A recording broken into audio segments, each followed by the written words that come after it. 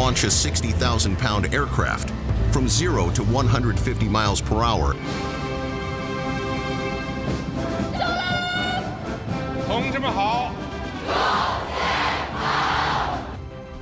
ዓለም በዘጠነኛው ቀን ጦርነት ውስጥ ትገኛለች። ፕሬዝዳንት ትራምፕ የ90 ቀናት የታሪፍ እፎይታ ጊዜን ሰጥቻቸዋለሁ፣ እስከዚያ ባሉት ቀናት ውስጥ ኑና ነጩ ቤተ መንግስት ስገዱ ብለዋል። ቻይና ምን ሲደረግ ሲያምራችሁ ይቅር እኛም ጋር እሳት አለ ብላለች። ነገሩ ከሮና ጦዞ አሁን ያለበት ደረጃ ላይ ደርሷል። አሁን ጦርነቱ የፊርማ ጦርነት ሆኗል። ፕሬዝዳንት ትራምፕ ወደ ነጩ ቤተ መንግስት ሲገቡ በሰው ሸክም ያስገቧቸውን የፊርማ ሰነዶች ሲፈርሙ ከርመው ጨርሰዋል።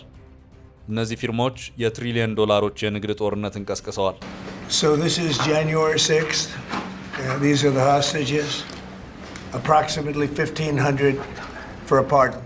Freeze on all federal hiring, accepting the military and a number of other excluded categories, again, until full control of the government is achieved and we understand the objectives of government going forward.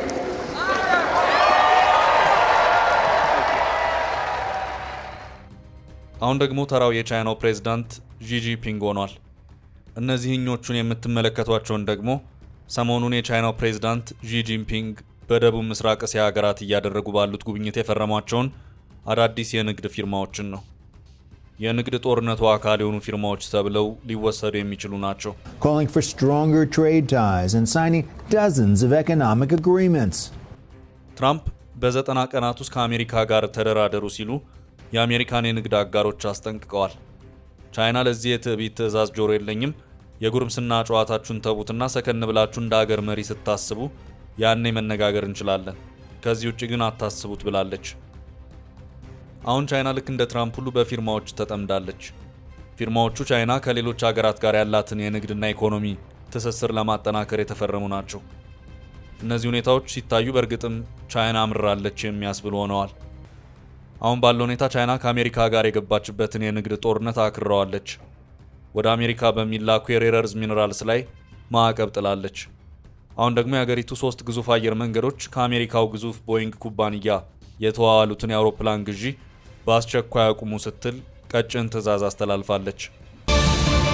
Big breaking news now coming in. The US-China trade war has now escalated. China has retaliated to US tariffs being imposed on the country. China now has halted the Boeing jet deliveries to US. በዚህም የቦይንግ ኩባንያ ከባድ መደናገጥ ውስጥ ገብቷል። ለአሜሪካ ኢኮኖሚም ከባድ ራስ ምታት ነውም ተብሏል።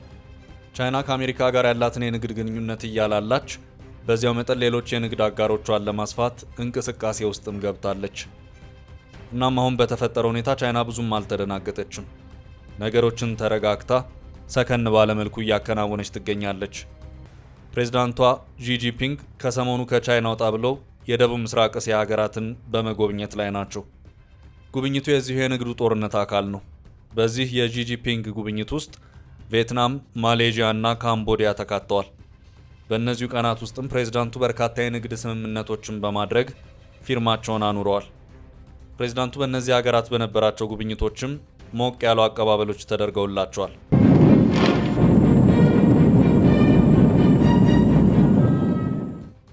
በዚያም ልክ እንደ ትራምፕ ፊርማ ሁሉ ዢ ጂንፒንግም በርካታ ፊርማዎችን ፈርመዋል። Calling for stronger trade ties and signing dozens of economic agreements.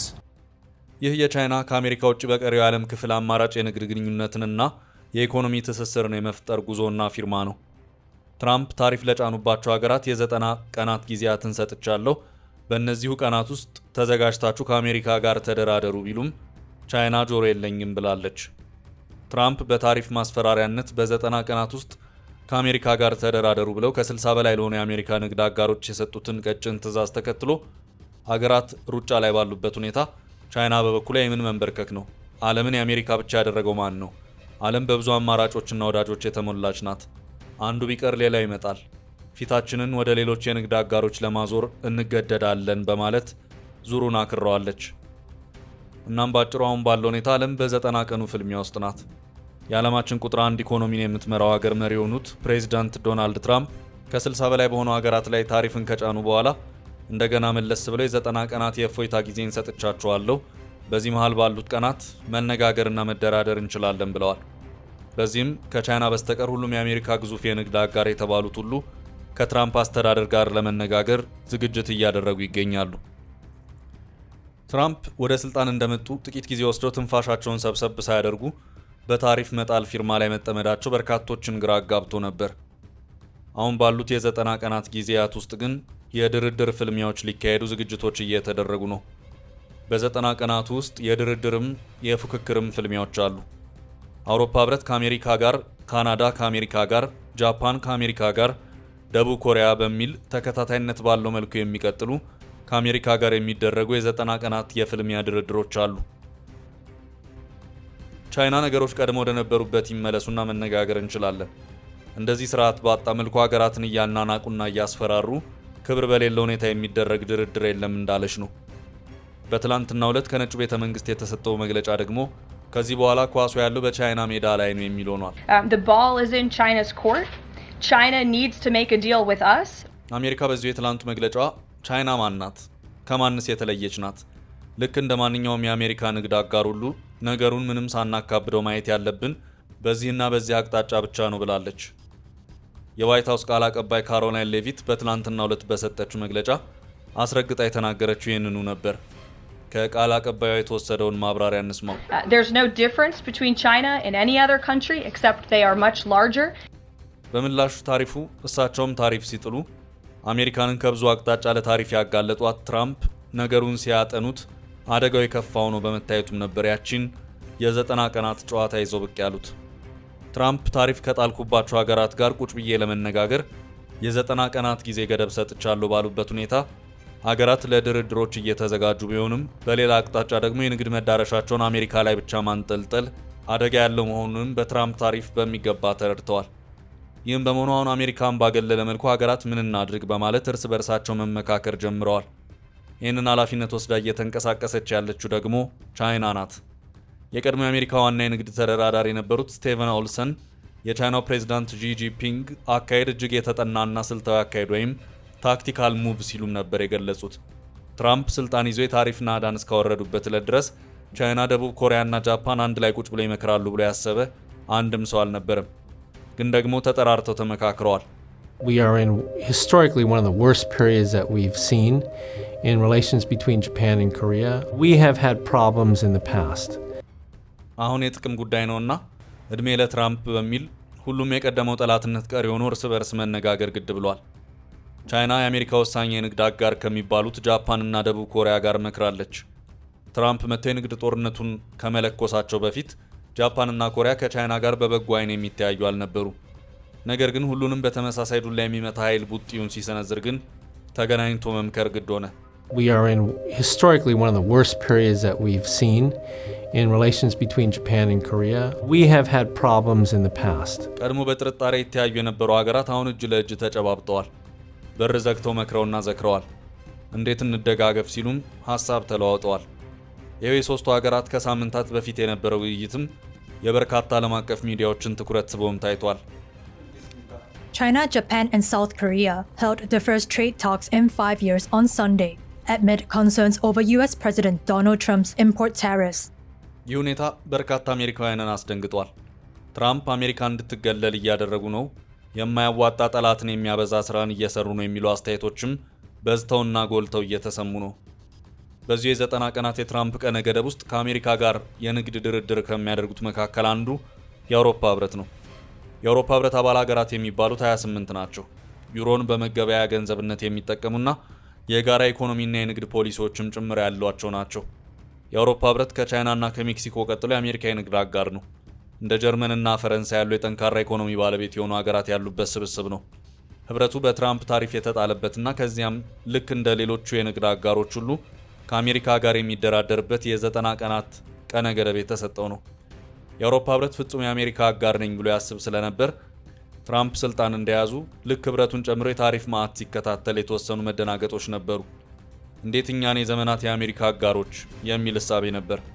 ሆኖም ትራምፕ እንደውም ለምን ይዋሻል? የአውሮፓ ህብረት የተመሰረተው እኮ አሜሪካን ለመቀናቀንና በአሜሪካ ላይ ጥቅም የበላይነትን ለማስጠበቅ ነው ብለው አረፉት። European Union's been, it was formed in order to screw the United States. I mean, look, let's be honest. The European Union was formed in order to screw the United States. That's the purpose of it. እዚህ ጋር ነበር ጨዋታው ፈርሷል ጎበዝ እንንቃ የሚለው የብረቱ ደወል የተደወለው። አሁን የአውሮፓ ህብረት ሁልጊዜ ከአሜሪካ ጋር ሆያውዬ እንደሌለ በሚገባ አረጋግጧል። እናም ወገቡን ጠበቅ አድርጎ ከአሜሪካ ጋር የታሪፍ ፍልሚያውን ለማድረግ እየተዘጋጀ መሆኑን አስታውቋል።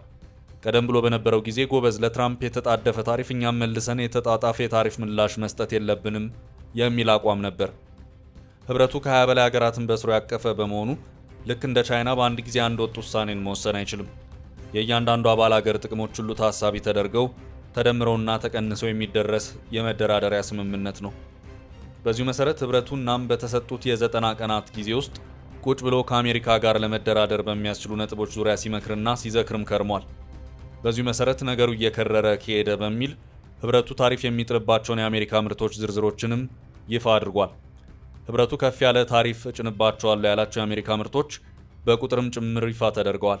400 ናቸውም ተብሏል። የሶፍት ወረቀቶች፣ ሜካፖች፣ ሲጋራ፣ አልባሳት ታሪፍ ይጣልባቸዋል ተብለው በህብረቱ ዝርዝር ውስጥ ከተቀመጡት ናቸው። ህብረቱ ከአሜሪካ የተፈጥሮ ጋዝን፣ ነዳጅን፣ መድኃኒቶችን፣ የኤሮስፔስ ኢንዱስትሪ ግብዓቶችን፣ የህክምና መሳሪያዎችንና ተሽከርካሪዎችን በስፋት የሚያስገባ መሆኑም ከሰሞኑ ባወጣው አሃዝ ላይ ወይም ዳታ ላይ ይፋ አድርጓል። የአውሮፓ ህብረትና አሜሪካ በእነዚሁ 90 ቀናት ውስጥ ለድርድር የሚቀመጡ ይሆናል። እናም ህብረቱ ታሪፍ እጥልባቸዋለሁ በማለት አስቀድሞ የዘረዘራቸው የአሜሪካ ምርቶች ለድርድር ተጽዕኖ ፈጣሪነት በሚያመቸው መልኩ ሆኖ ይታያል። ህብረቱና ትራምፕ በሚገባ ተፈታትሸዋል። ትራምፕ አስቀድሞ በአውሮፓ ህብረት የብረትና የአልሙኒየም ምርቶች ላይ የ25 በመቶ ታሪፍን ጣሉ። ህብረቱም እኔም ጋር ምላሽ አለ በማለት ወደ አውሮፓ በሚገቡ 26 ቢሊዮን ዩሮ ላይ ታሪፍ መጣሉን አስታወቀ። The European Union says it is retaliating with tariffs on 26 billion euros worth of US goods.